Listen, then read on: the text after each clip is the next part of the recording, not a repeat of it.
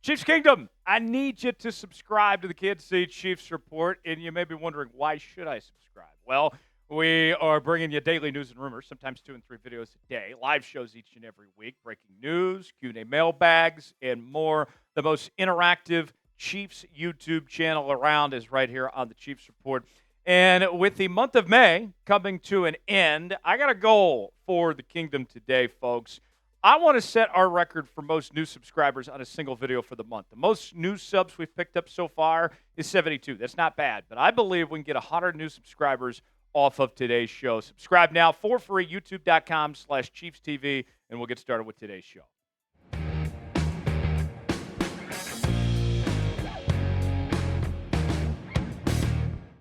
Could the Kansas City Chiefs get the offensive guard help they finally have been looking for? Welcome in to the Kansas City Chiefs Report, powered by Chat Sports. I am your fearless leader, Tyler Shields, here with you. Thanks for joining us.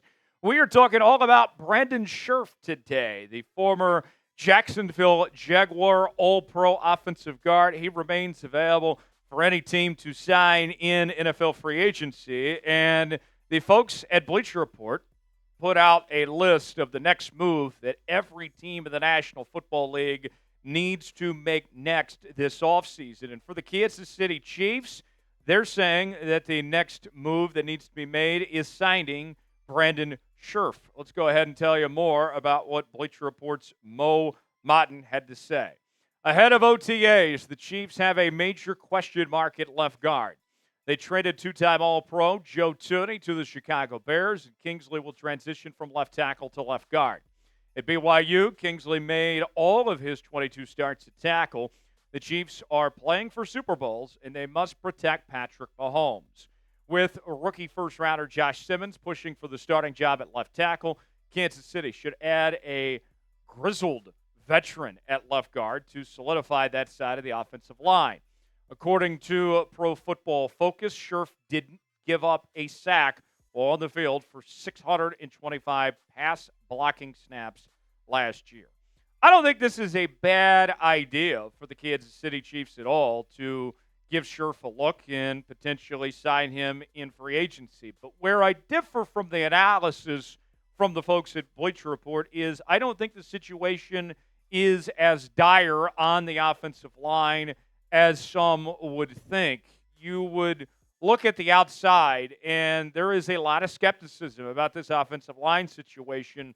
But you think about it, whether it's Kingsley learning the guard spot and seeing what he could potentially become, maybe Simmons wins the left tackle spot. Well, you still got Jalen Moore, and he's got experience at the guard spot, so he could potentially play that position. And not to mention, you got Mike Caliendo, who did a pretty decent job up until the Super Bowl last year, filling in at the left guard spot as well. So I don't think it's as bad as what people on the outside are evaluating this situation. Scherff can't hurt. I can tell you that much. That the addition of bringing him in to the equation here and just having a lot of different options to potentially work with in playing the lottery, right? Just having different options here to potentially up your odds of getting this right, I don't think it's a bad call. And I'll say this again. It comes down to a simple thing if you're the Kansas City Chiefs of why you could sign Scherff or another offensive guard for that matter. It's strength in numbers. It is making sure that you have every opportunity to put yourselves in the best position possible on that front. And even if, let's just say, things do look pretty good with Kingsley or Simmons or Moore or whoever it may be, what if there's an injury that happens? And then you're searching around for answers here. Well, you could potentially have that taken care of with a veteran and Scherff being a part of the equation here. So your chance to be the GM here on the Kansas City Chiefs Report. Should the Chiefs sign Brandon Scherff? You got two options here. You can type S for sign, P for pass, weigh in our pinned comment today, and let us know what you think. When you look at the resume of what Scherff has done, it has been pretty tremendous.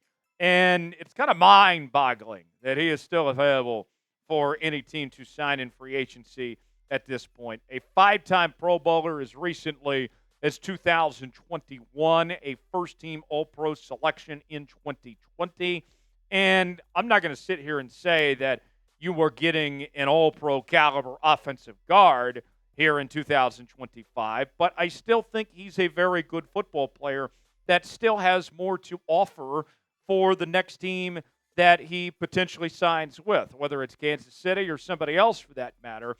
As you take a step further and look what he did last year, according to the statistics from Pro Football Focus, in over 1,000 snaps, his overall grade, not bad, 64.7. Pass blocking grade was very strong, 74.5. Run blocking grade was not great at 57.3, but we do know that the Chiefs are a pass-first team, so if you had to choose one or the other, you would rather the pass blocking be higher than the run blocking number anyway. Did not give up a single sack, which we'll talk more about that and protecting Patrick Mahomes here in just a moment. And then didn't get called for too many penalties. I think we all get a little frustrated when we see Jawan Taylor with all those penalties. And the last thing you need from your fellow offensive linemen is more guys getting called for those flags.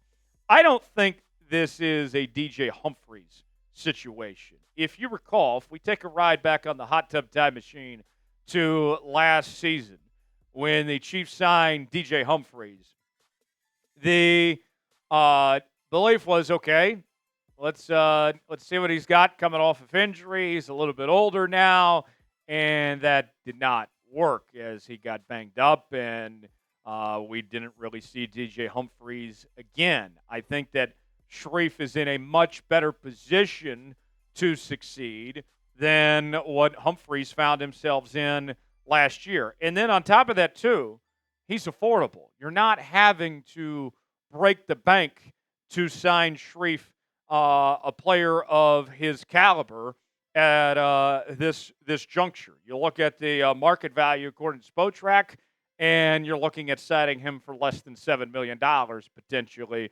And the cap space, the money is there for Kansas City as well at $11.25 million, according to the folks at Spotrac. So you could sign him and still have a little bit of money left over. Not to mention, you're going to be doing some movement with this cap anyways. You'll have some post-June 1 cuts coming. You'll have some extension candidates here pretty soon where you'll be able to move some money around. So it is certainly within the realm of possibility for Kansas City to pull this off. Who is a player the Chiefs should sign in NFL free agency? Of the names that are still out there, who comes to mind that you would like to see? Weigh in, let us know in the comments section below. Got a great deal we're offering Chiefs fans right now. This fantastic modal short sleeve shirt is on sale now for up to 50% off at chatsports.com/modal. And it's the summertime. We know it gets hot. It gets humid in Kansas City.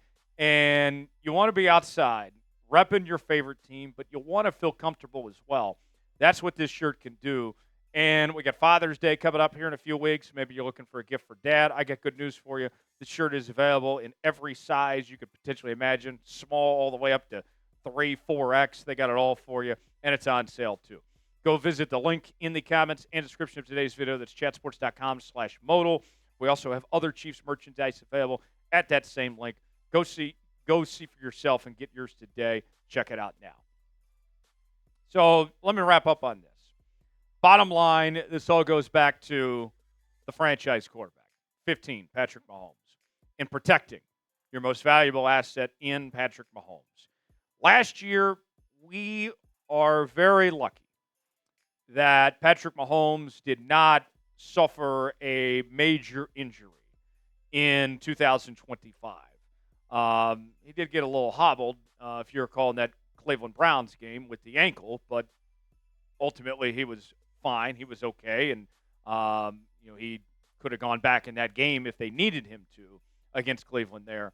But with that said, that was a debacle of the fact that he got sacked more times than any other season in his career by far. And as Patrick Mahomes gets older, I'm not saying he's going to get more injury prone, but eventually the hits on the body catch up. And I just don't want that to happen to Patrick Mahomes where all of a sudden we're having to turn to Gardner Minshew. And the best thing that you can do to protect your best asset is by giving him an offensive line that you can trust and get the job done with. And you look at the Chiefs' offensive line right now. I know there's a lot of talk about Josh Simmons, but let's see him get fully healthy first. He still has to earn and win that starting left tackle job, but I do believe that he eventually will. Kingsley, I think, should be a much better fit playing the guard spot as opposed to playing the tackle position last year. Jalen Moore, whether he plays tackle or guard, I think that he's going to be a nice asset to have. And then you got the best center in football in Creed Humphrey, arguably the best guard in football in Trey Smith. And then if Jawan Taylor can just cut back on the penalties, he's going to be just fine. I think personally, and this is where I differ from the experts at Bleacher Report and others out there that have been discrediting this Chiefs offensive line. I think these guys are good enough, and I think they are significantly better than the product that we saw in 2024 when it comes to this offensive line. And that's even with moving on from Joe Thuney as well, trading him to the Chicago Bears. I think this team is in pretty decent shape and that you have multiple options to potentially work with. But with that said, I don't think signing Brandon can hurt this Chiefs team. To at least consider that and make sure that you're protecting 15 and put him in the best position to stay healthy and succeed. And also get the run game going, too. The run game was a big problem in the second half of last season, and the offensive line was a big reason why that the Chiefs struggled to run the football there. For continuing Chiefs coverage, subscribe now to the Kids City Chiefs Report, youtube.com/ChiefsTV. I'm Tyler Jones. Thanks for joining us. We'll see you next time.